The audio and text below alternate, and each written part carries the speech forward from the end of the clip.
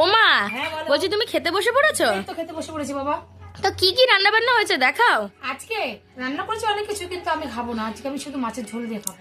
ও বাবা, তাই? দেখো মাছটা, দেখো মাছের ঝোলটা দেখো। আরে সাবাস। বেগুন দেখো। ও আচ্ছা, বেগুন দিয়ে মাছের ঝাল। হ্যাঁ দেখো বেগুন। দেখতেই পাচ্ছেন, দেখুন কত বড় বড় সাইজের বেগুন। আর এই দেখো মাছ, দেখো অনেক রকম মাছ আছে, যেটা না আমি আবার একটু বেছে নিই।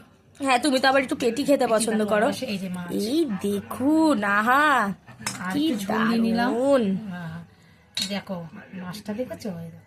আরে সাবাস, কি ফ্রেশ আর মাছটা। বেগুন দিয়ে করেছি আজকে মাছটাই, দেখো বেগুন গলে গেছে। একদম পুরো মানে দুপুরবেলা খাওয়া দাওয়া তো তাহলে জমে ক্ষীর। তাহলে বলছে বাকি খাবারগুলো তাহলে কে খাবে?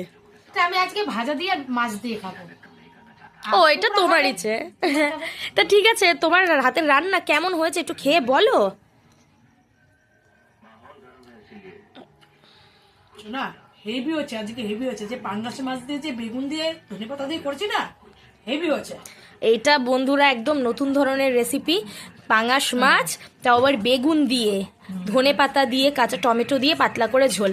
অসাধারণ অসাধারণ।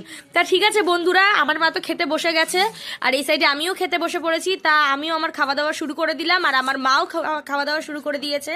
তা আমাদের ভিডিও আপনাদের কেমন লাগে তো সেটা অবশ্যই কমেন্টে জানাতে ভুলবেন না। যেটুকুই, টাটা।